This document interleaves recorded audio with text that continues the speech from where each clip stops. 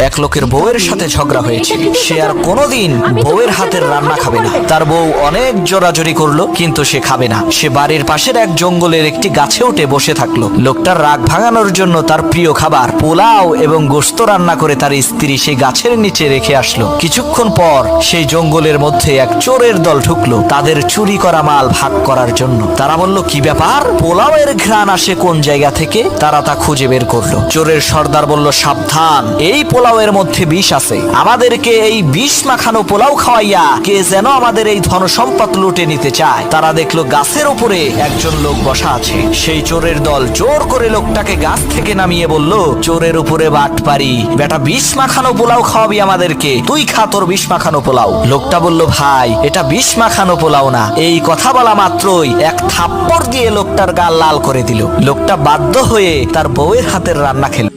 এক লোকের বউয়ের সাথে ঝগড়া হয়েছে।